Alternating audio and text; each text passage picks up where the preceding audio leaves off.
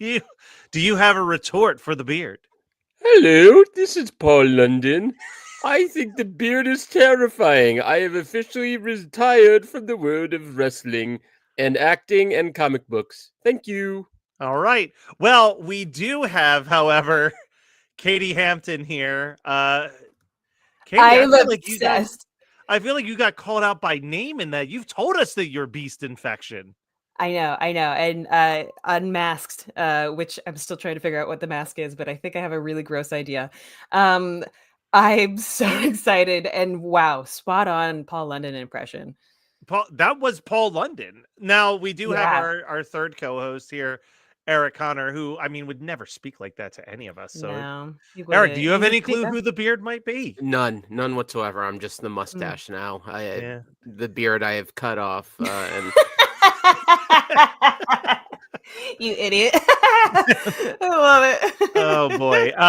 Well, guys, it's been a bit of a week, right? We had the Oscars on Sunday. Last night, Katie and I saw the debut of our newest Geekscape series, and nothing political whatsoever happened for 7 whole days. So what what things do we have to talk about? This is the first time where I'm coming in with nothing on the top of my mind. So I've got a couple ideas. I got some ideas floating around, but I came with nothing. It's a blank slate. A blank slate. Now I did see Katie prepping a bunch of random stuff behind the scenes. So Katie, I feel like you're ready to talk about what won this week. I am, and mine comes with a little backstory. So this week has been rough, I feel like, all around for a lot of things and a lot of reasons. But at least for me personally, you guys are performers. You know, you know how the artist life is, where it's like being in an onslaught of incredibly depressing news and all this stuff. It's hard to create, and I found it really hard to create this week. And one of the things I said when I wanted to be an actor is like, I want to entertain people. I want to entertain people to help them feel better in life. Because that's what got me through a lot of tough stuff is entertaining people. But one of the memes that actually hit hard, really, really hard this week, is that Matt, I can't bring these up. Which one do you want first? That's how Image hard they hit. 4902. this one hit real hard. Artists trying to be their own curator, press, marketing team, administrator, technician, studio manager, art handler, social media manager, web designer, application writer, archivist, and photographer who documents the work all at once. Feel that in my bones. Yeah, it's like every artist needs their own team, especially in the social media world. So okay, another part of this story. A couple of weeks ago, back in actually like a month and a half ago or so, I went and filmed in Las Vegas. And while I was out there, I met up with a friend that I haven't seen in probably 20 years. We were childhood best friends. We grew up and went through a lot of shit together. She was one of my greatest friends as a kid, and I got to see her for the first time. And when we met, it was like it was right back when we were kids. It was so awesome just to hear. She is in air traffic control now. She works for those guys, and she had an incredibly tough week, and I completely forgot about this. Over like a month and a half ago, I told her that we were going to be doing a new show called Internet Supreme Court, and she had subscribed to it and to the Geekscape channel, and texted me after what I personally thought was like not my best work last night.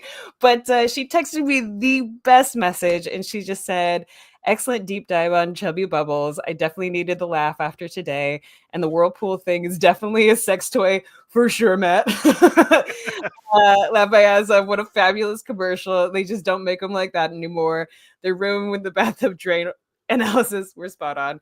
And that just like hit home for like why I do this, and to be coming from a friend that I hadn't seen in person in like over 20 years, to be able to say that, and to be saying that after a week of planes and rockets and lots of things going a lot wrong. Like, it was just it meant the world to me. I started to cry when I saw it. I was like, Aw. oh, I'm glad it was so entertaining, because it was just like, I mean, this is what I feel like our whole mission has been, at least in Geekscape, is to be entertaining, to talk about entertainment, and to find the fun in everything. So it was just really nice to get that kind of a message after what feels like a tough week, you guys. Yeah, I want to bounce off of Internet Supreme Court, which I mean, I think, you know, every first episode is going to have its like learning curve attached to it. But like, I truly was like, man, I hope that people are finding this as funny as I'm finding this.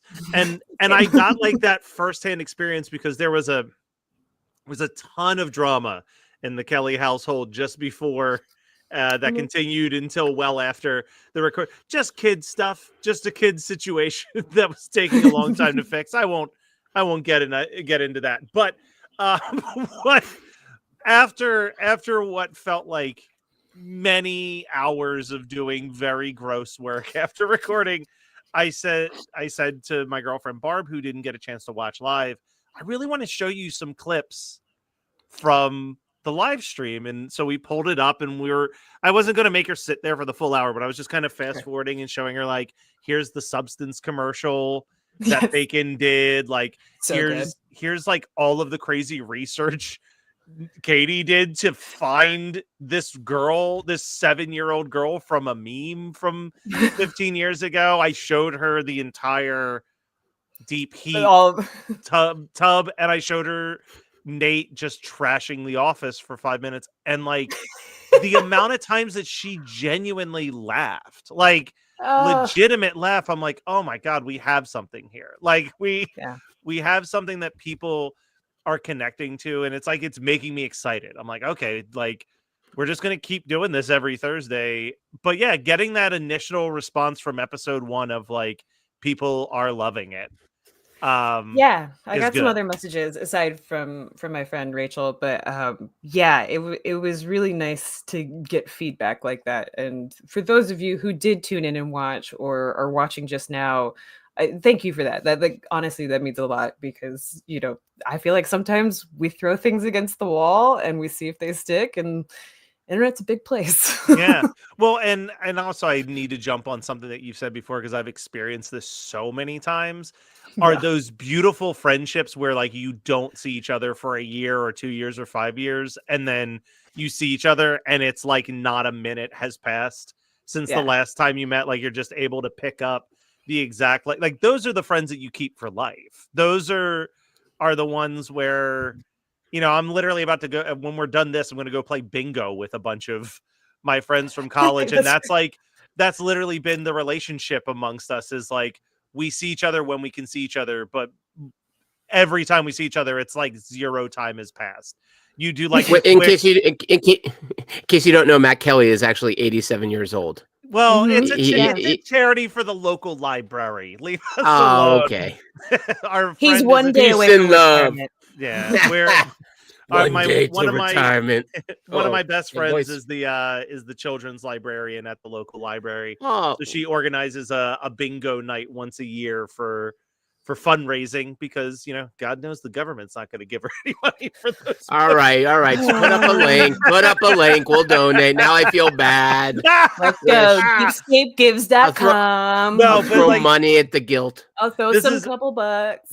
This is going to sound, and possibly because it is a little bit of fishing, but again, I've said this before, that doing Internet Supreme Court, I feel like the nobody who just stumbled into like the top tier improv comedy class with Bacon, Katie, and Nate. So to get the reaction that we were getting on this weird commercial that I found was that felt great. Like the people watching, commenting, and the three of you just like going all in on like, what is this commercial?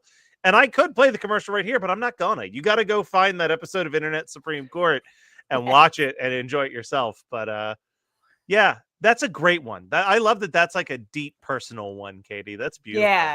No, it was one of those things where I was like scrambling before this podcast. I was just like, I don't know what to do. And then that came in. I was like, I know exactly what to do now. Yeah. Now, how about you, Eric? Well, my week has been, as Matt can tell you, filled with my other alter ego, which is the guy who's been watching so much Daredevil. And Matt, I'm close. I'm real close. I'm very happy. It's a little longer than 5 minutes, but there will be a fantastic Daredevil video for you all to enjoy after that guy did one already on Geekscape. That's fantastic. Garrett Yeah, the guy, Garrett not a the- guy. Oh shoot, I called him. No, That now I guy. gotta recut it. Crap, I called him the wrong guy. Well, the Return of Daredevil is kind of sweet. It's not very personal, I suppose. And I was gonna bring up the Oscars, which is also after Katie's lovely story. It's not as personal, but I will say this: the fact that, all right, so I watched Anora real late, and as in like half of it the day before the Oscars, the other half after the Oscars. And for a movie, the first half hour of that movie, if you haven't seen it, it's filthy. And I say that with peace and love. Peace and love. I love filth. And it's got nudity, which I'm not opposed to. A little bit of male nudity. That's not a comment on the nudity itself. And a lot of female nudity. Some. Yeah, there was some, more than most, right? Because we all know male nudity equals NC-17, female nudity equals what? PG-13 G- sometimes in the 80s. Right. Oh, in the 80s. God bless the 80s.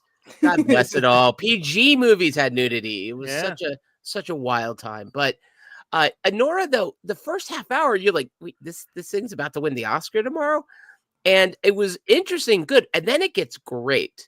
And the reason I'm excited by this winning the Oscar, it just shows that sort of sea change that has happened with the Academy over the last like 10 years. Yeah. I mean, the kind of movies that win, like Parasite won, Everything Everywhere All at Once. Everything Everywhere All, which is that crap crazy in a lovely, wonderful way. Get Out winning.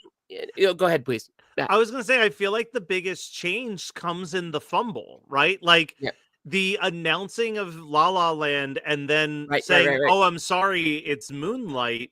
Like, I know that is like one of the funniest live blunders that's ever happened. Right. But it also funniest like for you.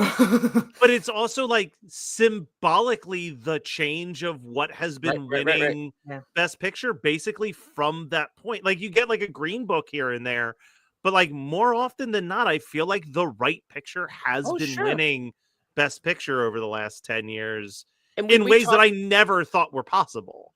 Completely. I mean, I remember years ago, the mid 90s, where like you had so many great indie films and they were making money and they were connecting with people, but they couldn't sort of crack that glass ceiling of the Oscars. Right. So like English Patient beats Fargo. Forrest Gump beats everything. 94, my favorite year in the history of cinema, but it beats Pulp Fiction.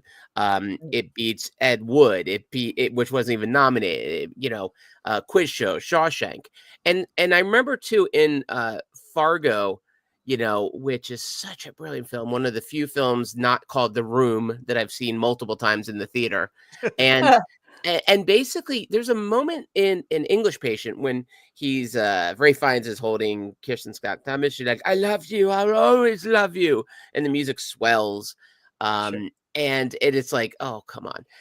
And I remember, like, the Coen Brothers would make fun of movies like that. In Hudsucker Proxy, there's a moment they're about to kiss, and they wait for the music to swell, and literally, it almost looks as if the actors are waiting. And then it swells, and then they finally kiss. So it's like the idea that the filmmakers behind Fargo lose to a movie that basically does the thing they've sort of slyly mocked their whole careers. The last chunk of years, movies like Coda winning, which I loved Coda, and it's small, intimate, personal, not crazy, just well done. Pretty relatable and really well done. Like, and they can be wild and kind of out there, like Everything All at Once or Anora or something like that, but the unhingedness also connects to something a little bit deeper, which I've been really fascinated by. And Nora turns into a great character study. Sorry, go ahead, Matt. Well, I was going to say, I pulled it up just now out of curiosity. So the for the reference I was talking about earlier, the La La Land Moonlight situation happened in 2016. So these are what won Best Picture since 2016. I know that feels like it was like 2 years ago. It was almost a decade ago.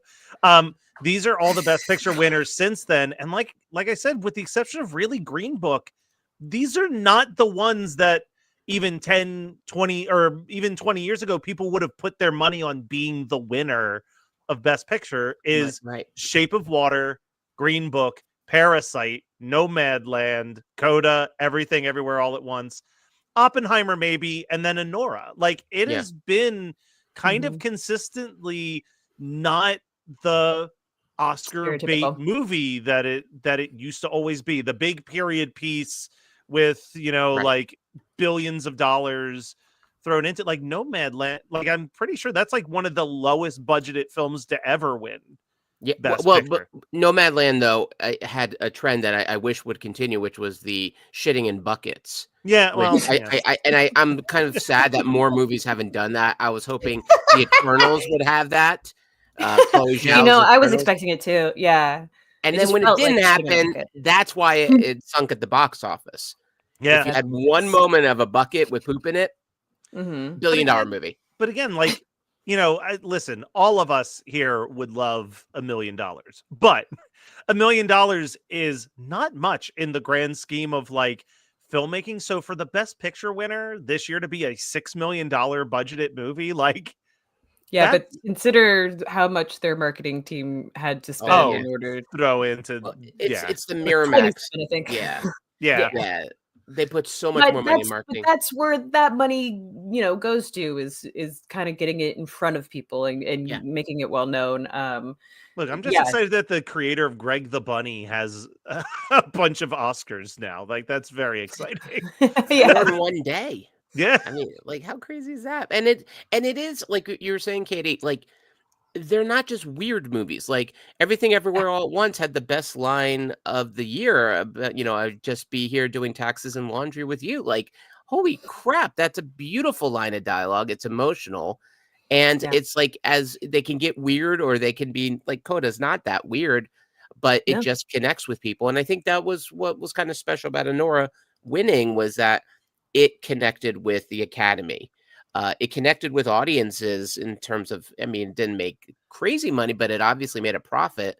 And then that means more movies like this will get greenlit, which is a real exciting thing. Especially coming off of the Golden Globes, where like usually you use people look at the Golden Globes and see it as kind of a semi cheat sheet for their Oscar polls. So coming off the Golden Globes, the expectation is like, oh, this is going to go to like The Brutalist or Emilia Perez. Right. Like films that feel more designed for what has been always looked at as the out of touch Oscars voters, right? It's 4 hours long, it must be great, or like it's World War II, it must be great. It reminds me of that Kate Winslet appearance in Extras. She's like, of course I'm gonna get, it's a World War II movie, I have to get in the Oscars this year. And then when she won, remember when she won, like Ricky Gervais said, see, I told you. And everyone who saw Extras lost their minds. Everyone else was like, what was that joke? What is that? I'm gonna piggyback off of you on this one, Eric, because I think the biggest thing that won for me this week was like, in general, I could just say that the Oscars were, for a 4-hour show, a pretty enjoyable 4-hour watch. But I think the biggest person that gets credit for that is like, can we just have Conan host way more things? He's the perfect middle ground. We've lost a lot of middle ground between a lot of us in this country. We did, but also like Conan, what I was shocked by was, even in this day and age, Conan was bringing that 90s late night, midnight Conan sense of humor, right? Yeah. Like the second that the giant dune worm was playing a harp, I was like, this is the NBC no one's awake watching us anymore Conan humor.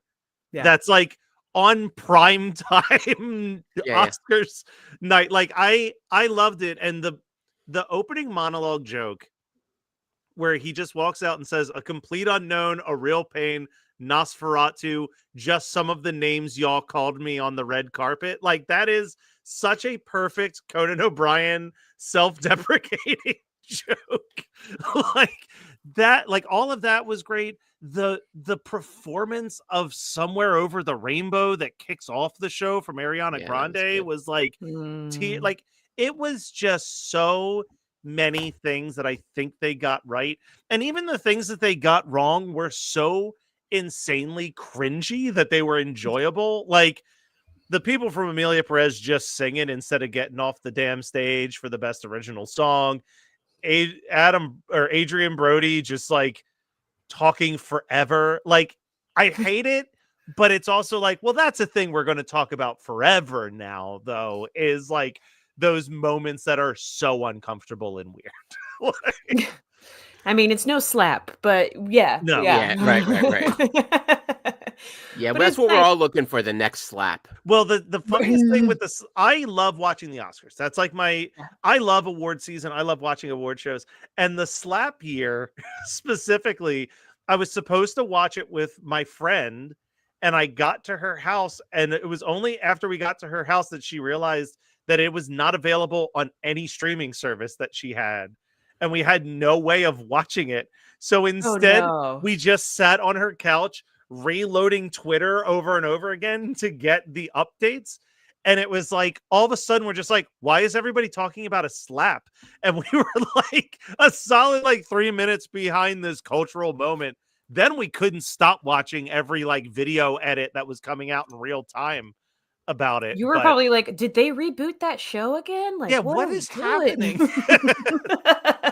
Well, Katie, I think you might have been there when I was talking about this one Oscars, the La La Land one you mentioned, Matt. Like our DVR stopped recording, and we're like, oh, we just assumed La La Land won, and then Yeah. of course my wife goes online. She's like, something weird happened. I'm like, what do you mean? And then that's when I looked through, and I was like, oh my god, like it stopped recording before the greatest moment in Oscars history until the other greatest moment. The other greatest moment is the slap, unfortunately. But I remember I was watching it alone in bed when that happened. And I was staying up, like I had work the next day, and I was like, let me just get to the end. And it was like they announced La La Land, the people were coming up, and it was like, like getting ready to like get under the covers. I go to get the remote to turn it off, and What were that's you when wearing, the guy Matt? runs What were you out. wearing? Nothing. Nice. But then the guy runs out and stops everything, and I'm like, what is happening? And next thing I know, I'm awake for another hour and a half because I can't even comprehend the craziness of what I've just watched. Like, Yeah, it was so awkward. It was the it most was. awkward thing I've ever witnessed. I felt bad for everybody involved, but also like it was like this weird symbolism. You know what I mean? Like it was like the symbolism of Yeah. like the white guy explaining jazz movie, thinking it won Best Picture, and then like actually Well, it was going to a movie about like the legitimate Black experience. What's like it's like this is insane that this is happening right now. I mean, but it was a misprint. Yeah. They like had missed. Yeah, I can't remember what the. Oh, they gave the wrong card. It was the Best They gave the Actress wrong card. card. And then Yeah. and then Warren Beatty and Faye Dunaway are a little bit from their Bonnie and Clyde prime, and they didn't quite know how to say, I think this is the wrong card. Yeah. Yeah. If they said that, then that accountant who should have been fired 5 seconds later would have been out there. Probably You know, was. I would Yeah, imagine. he was yeah. taking pictures of Emma Stone backstage. That's it was a great thing that came out. Was like, yeah, he obviously my mom used to work for that accounting firm a million years ago. No. And so Oh, I was that's like, so dude, cool. my mom never would have allowed that to happen. Yeah. She didn't do the Oscar. She did, probably like the Garment District in New York, but Here's the flip side though. Honestly, like as terrible as that situation could be, La La Land did just fine. People still talk. I constantly hear people talking about how much they like La La Land. I think it made Moonlight even more noteworthy to be like, I think otherwise it would have been this like really unusual movie to win Best Picture, but like kind of a footnote. And this is like sealed it as a movie that people will talk about constantly, even if it's just in the context of like, remember when the Academy Award announced La La Land and it was actually this movie? Like, it kind of helped the keep Moonlight in the front of people's minds every year that the Oscars roll around. That's true. In That's a very true. strange way. Oh. But yeah, I mean, it was, I guess we haven't really talked about it on Geekscape at all, but it was a pretty good Oscars. Katie, did you watch as well? I can't remember if you did or not. No, my brother-in-law was in town this weekend, that's- and it was mostly college basketball for them. But What a mean experience for you, a person who loves award shows. I mean, doesn't like college do- basketball. I do, but I have it. I think I told you this because I know that you were trying to get some people to do a panel Yeah. to talk about like who they thought, Oscar predictions and whatnot. And I was like, I haven't seen any of this. Like I was trying so hard. I was trying so hard, and I blame Matt because I've been daredeviling up the wazoo that I didn't see more. I blame people not Hug your eyes, making by the way. many of those movies readily available because, like, I still haven't seen Anora. I'm gonna see it in 3 weeks when it drops on Hulu for free. Right. But like Right. so Kids many out of of the these room. movies, so many of these movies were so hard to like. I love the Find. movies and I want to support it. I'm not spending no $20 to watch The Brutalist in my living room. Like, Yeah, Right, no, you go right. see it, and that one too. It's definitely one you want to see large. And Brutalist, by the way, I really enjoyed. If that had won the Oscar, I would have actually been impressed because it's a very different kind of epic World War II Holocaust drama. Yeah. The fact that it's so much about survival and survivor's guilt, the fact that none of it is actually set during World War II, it's all after. Yeah. But the idea of like the pain you bring with you when you get past something like that, I found that incredibly effective. Loved, by the way, the performance. Everyone's been sleeping on is it Felicity Jones who was in that, who was up for the supporting actress Oscar. She I might have gotten her name wrong, but she was the one. She was in gosh, she's been in a whole bunch of things, but she played his wife who shows up in the second half, and it is like Felicity such Jones, a you got it. such a remarkable performance, and kind of got overshadowed. Zoe Saldana sounds like she did great. I haven't watched that one yet either. I hadn't either. I did because it was readily available, so I watched it. Netflix And yeah, it's a Netflix release. Yeah. The performances is not the problem in Amelia Perez. Like Zoe and Selena Gomez are like, they're doing fantastic. It's more just the overall script and songs are. That's what I've heard. Yeah, but like it is I also get very confused, and Eric, maybe you can give more insight to this than I'll ever know. Like, what constitutes the difference between like what they consider supporting role and leading role? Because in my mind, Zoe is in Amelia Perez, and it's kind of about her more than it's about the titular character of Amelia Perez. Well, this is something that's come up a lot, is like how they position different actors, because so much of it's really about what choice do they make in terms of what they submit them for. So the one I always go back to, and I think I mentioned this on another plug, the Geekscape or the Blackcast Oscar special with Christian Blatt. We talked about like Collateral, where Jamie Foxx is in every shot of that movie he's in. Basically, he was up for Best Supporting Actor because he also was in Ray. And so in essence, the filmmakers behind Collateral are like, well, we don't want to. Also, I'm sure Jamie Foxx is like, no, that's the one I'm getting the Oscar for. Don't cut. I'm not going to submit myself for Best Actor. So they basically went with supporting actor, even though it is ridiculous. And I think that also happened with Kieran Culkin with Real Pain. Same thing. And I think it's positioning. TV does this all the time. Like the Emmys. I kind of just figured that was the about case. that crap. But I was curious because as the only person of the three of us who's seen this movie so far, like the concept is that the mobster who will become Amelia Perez approaches her to get information, and then the first hour of the movie is just following her gathering all of the information for Amelia to transition, and then Amelia transitions, and then the movie jumps into the next time Amelia comes into her life. So it's like more about her story in connection to this person, and like Amelia Perez is almost like an afterthought of the plot, really, because that's not who it's really about. Like it is, but it Yeah. isn't. And it's just kind of one of those things where I'm like, well, that to me, just from the script, her character is the main character. Yeah. like I guess, but in my mind, I'm like, that would be like giving, and it's happened for sure, but like giving like Michael Keaton the lead actor role for Beetlejuice Right. instead of Yes, Alec they- Baldwin, when like the movie is about Alec Baldwin and Gina Davis's characters.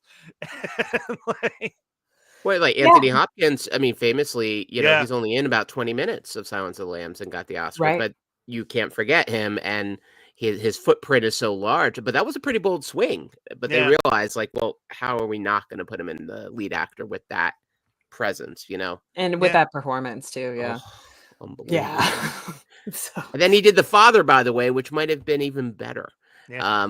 As a performance. Like that was the one. Remember, that was the shocking Oscar win during COVID times when he beat out Chadwick Boseman for Best Actor. oh, And everyone assumed Chadwick Boseman was going to win it. And by the way, very deserving performance. But yeah, if you see The Father, which is not the funniest movie you'll ever watch. I would imagine. Oh my God, though, what he Yeah. does in that movie. You think, well, this is one of our best actors we've ever had. And that's before you see that movie. And then you're Yeah. like, how can you Really? have more respect for him? You watch that film, you'll see. And it's brutal, but he's incredible in it. So And this is Ooh. kind of the end of I feel like the Oscars usually to me symbolizes like the end of the awards. Yeah. For a while. Like we kind of get a nice 'Cause it long is. break. Now it's time for wrestling. yes, WrestleMania is around the corner. Dude, hold on. How did Matt, the heel turn? So I haven't been watching. I don't watch anymore. I watch the pay-per-views and that's it. I do think it's very strange but kind of delightful that WrestleMania is on Easter this year, which also happens to land on 420 for the weed smokers out there. So It happens sometimes. It does happen sometimes. Lines up so And- beautifully. yeah, what a Those Reese's crazy eggs. day. The problem is Passover floats around that time, and Yes, it does. 420 does not put you in the mood for matzah historically. So that's or where we waiting get the. until the end of the day to eat. It's the short end of the stick, to put it mildly. Yeah. I went to an event that had a pasta bar on Passover, and it was through work. I almost quit. I was like, I can't have pasta right now because of Passover, and it was a pasta bar. Oh, you cool. poor thing. It was so cool. I'm Oh, like, and a little anti-Semitic, if I may say, They should have just given you to-go boxes. for 3 days. Yeah, right. Remember, Passover is 8 days of matzah, 8 days of not eating bread or anything good. Yeah. We know how to suffer. We're good at it. I'm not today's the first day of Lent. Already had Oh, right. meat. I could care less. Like I have for a guy Proud of who you. works at a church, I'm like, dogma ain't church, baby.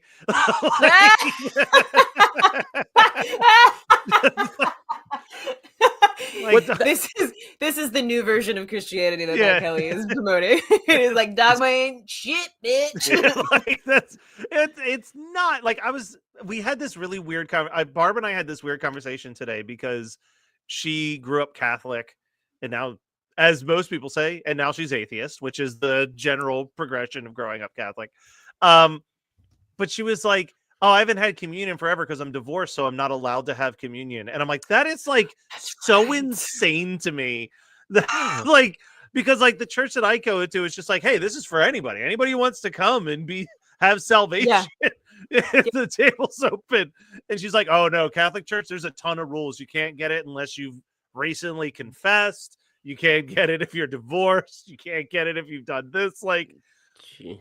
and I was like, this is why dogma ruins everything. Dogma's Yeah. the worst. I remember back when I was like actually Christian and like going to a Catholic church and they were like, oh, don't take the sacrament. And I was like, why not? Like, I'm Christian. Like, I don't understand. And they're like, but you're not Catholic. I was like, but what? Yeah, Wait, that's what, some real. what That's like denomination the is most your church? gatekeepy shit I've ever heard.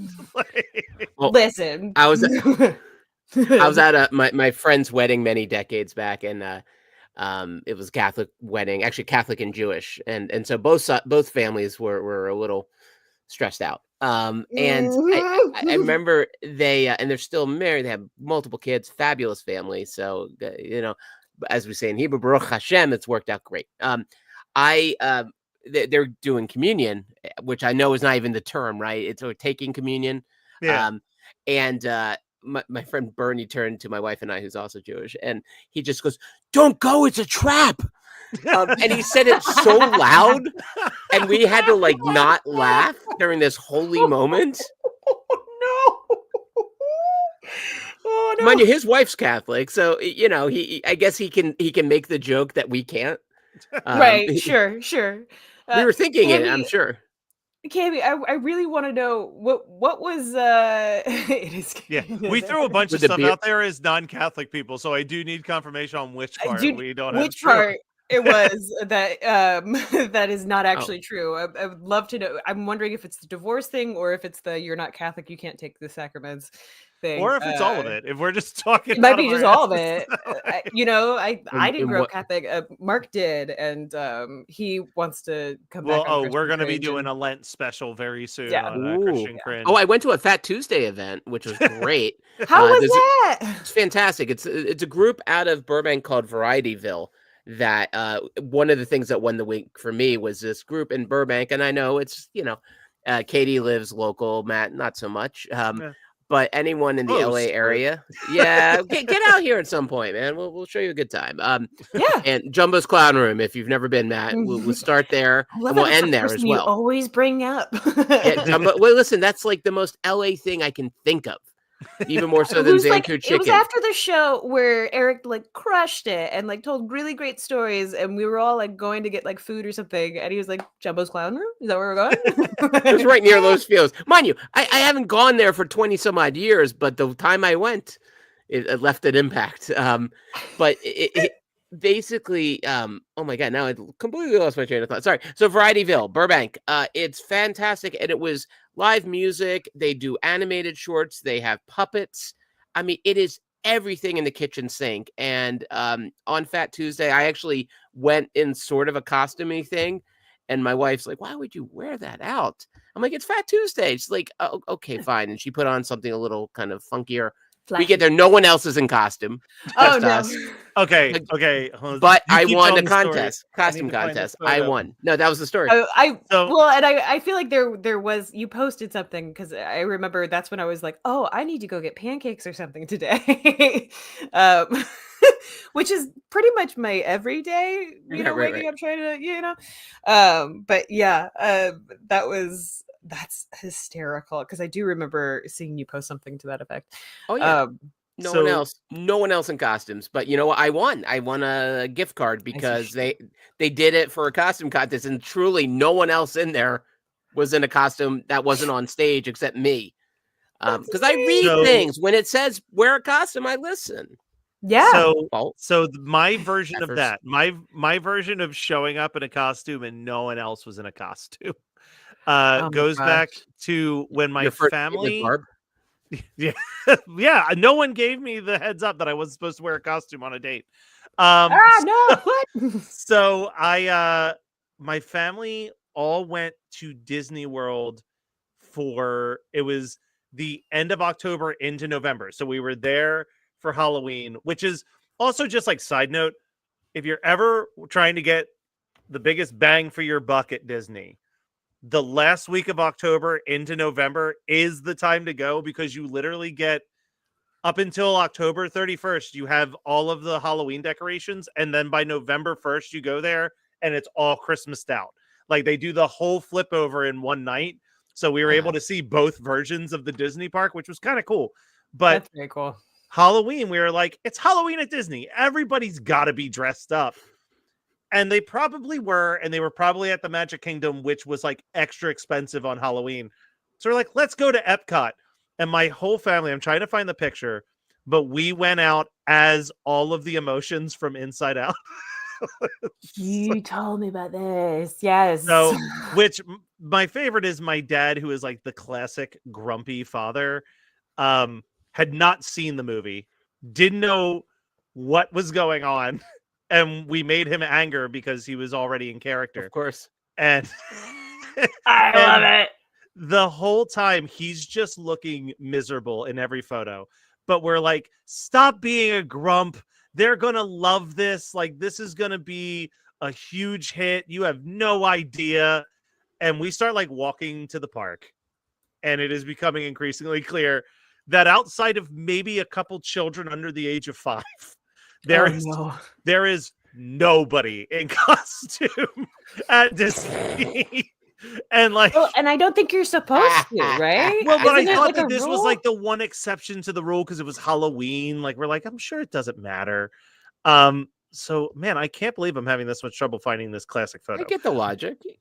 But Yeah. so we're walking around the park, and like every ride. This was my family as the inside emotions. I love it. That's Oh, pretty super good.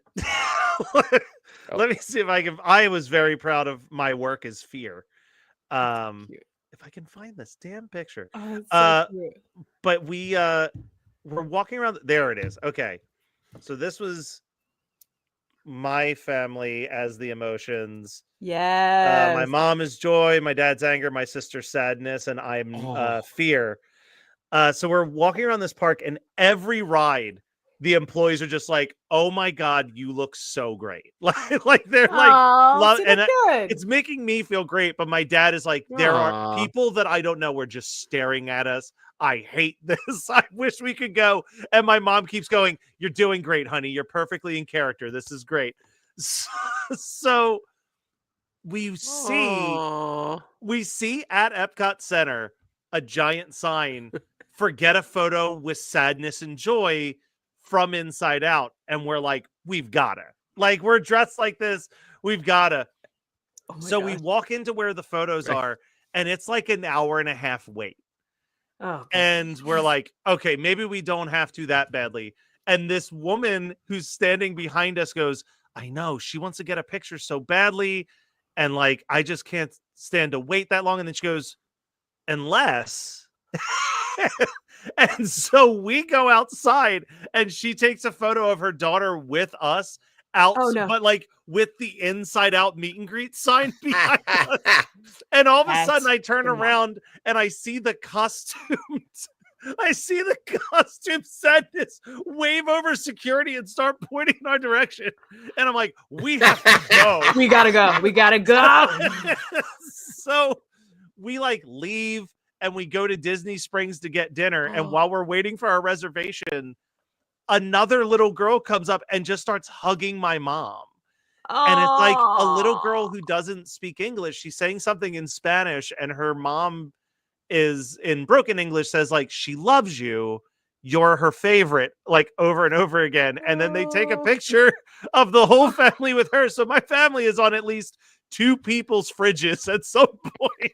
That is phenomenal. I love that you almost got arrested by the Disney police. Yeah. Yeah. Well, maybe they should move that line a little bit quicker. Well, Katie, I might have told you about when we once went as the Incredibles to a date. I might have told you about this. It was a daytime Halloween party one of our neighbors had. So Judah's now 14. He was a little baby. So we had him as Jack Jack with we had a pacifier that had like devil's teeth. So we had him wear that. Well, we were all in Incredibles gear, and I was around this way, maybe a little less, but you know, me and spandex ain't a party. Sure. And Lauren was in spandex, looked much better on her, and my other son. We went out. We went all out. We go next door, daytime Halloween party, no adults in costumes. Oh None. my god. We have not been invited back yet. That was 13 years ago. Oh gosh, that's so okay. So this is reminding me of an amazing story of a comedian. And I feel like we've all been a part of this. But it actually kind of ties into something that happened to Mark and I. But Katie Dippold is a very funny comedian writer. She showed up to a Halloween party one time, and it's a pretty, Matt, if you don't mind putting that up on the screen. She showed up as the Babadook and no one else dressed up. It is so good. That's perfect. It was like, I can't remember the tweet, but it was like, or I think it was an Instagram post, like TBT to the time I showed up in full costume as the Babadook, and everybody was really more in a like wine mood. But Mark and I, at one point, we showed up to what we thought was a Halloween costume party as Bob and Linda Belcher from Bob's Burgers. Mark was Linda, I was Bob, and Perfect. Mark had stuffed his like shirt with my old bra and like a bunch of socks and stuff, so he had like a whole chest. And it turned out to be a Halloween dinner party that we showed up fashionably late to, and and apparently Mark always tells this part, he's like, the guys couldn't stop staring at my chest. I had to take the socks out. So funny. This is not my story to tell because I didn't experience this, but there was a meme that I saw, and I've thought about doing it ever since I read this. But it was somebody was at a Halloween party and they said that someone showed up in an all black jumpsuit. Like, think of like the Green Man, but like full covering every part of their body. And they showed up, didn't talk to anybody, and just mimicked random people's movements for roughly 2 hours, and then just left without saying a word. And no one to this day knows who that person was. Oh, That's amazing. Like, I'm like, that is the perfect Halloween to me, is just going in, doing that, and leaving. Like, You know, it's funny. I don't usually like to dress up for Halloween because part of me, I like dressing up when I'm getting paid. And fair. else is coming up with a costume. Uh, but the one costume I did for about 3-4 years running was I would wear a T-shirt that I had drawn on it, and it just said "Life," and then I would hand out lemons. That's a good one. Everywhere. So this is Good, and solid. we'll wrap on this. I love that we're just sharing favorite Halloween costume stories I know. in March. In March 7th. Yeah. But Perfect timing. so the girl that I dated before Barb dumped me on my birthday, which is in October. So we had already made plans to do a couple costume at my friend's Halloween party. And similar to your plans, Katie, it was going to be like a gender swap type situation. So she was a tiny little Asian girl. So she was going to go as we were going to do Lilo and Stitch, but she was going to be Stitch and I was going to be Lilo. So I was going to like have the coconut bra and the hula skirt, and she was going to have a Stitch costume. Very, very funny idea. Obviously, if I don't have a Stitch, I'm not going to this party as Lilo. So I had like 7 days to think of something. And the idea that I came up with and then redid as something else a couple weeks later was I bought an XL white t-shirt, and I got a hole puncher and I punched holes all around the sleeve and just strung markers to it and let people draw on me because I was a work in progress. Oh, that's cool. That's a good one. But then I repeated that later by wearing a bear mask, and I was a doodle bear from the 90s. Because turns out, friends who are listening, because this was in my like early 20s, if you want to ice break at a party where you don't know anybody, just let them draw on you. Draw on you? You will be everyone's favorite person at that party. Now you're gonna have a lot of dicks on you. Like that's just gonna be part of the ride. That's a typical night for most of us. It's okay. Yeah. But it was especially. like for me, who is like not great at just like walking up and especially in my 20s, not great at walking up and introducing myself to a total stranger. This was like the icebreaker of all icebreakers. I still know people who, when they see me, they're like Doodle Bear, like they're just like,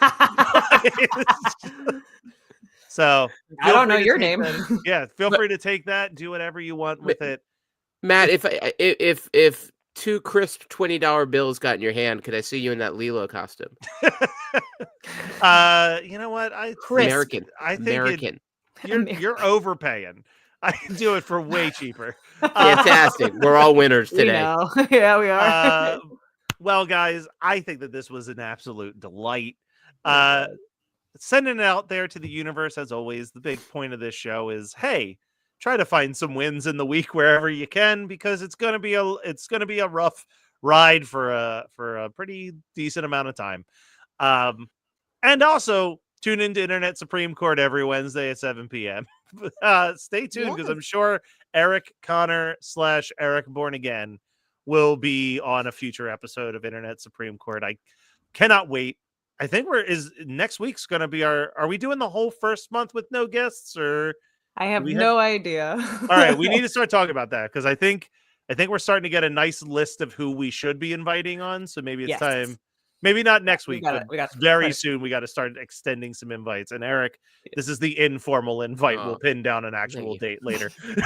Looking forward to it. And And remember, those of justice you- is blind. And I think you are too from those glasses. It's not going great. Yep. And anybody watching, please comment what won the week for you too, because we like Yes. to hear and see and just be like, oh yeah, someone brought this up. So Yeah. please. And if you ever miss an episode, guess what? There's also a podcast feed on Apple and Spotify and everything where you can listen to it. It's a very video friendly show, honestly, but it still works. Get a rough vibe of what we thought won this week. But you're missing out on Eric with his glasses. So your call. I'm telling you, he looks like Charlie Cox. He does. It's a spitting image. We'll be Spitting, back. a lot of spitting, yes. Stop it. Well, we'll be back next week with more What Won This Week.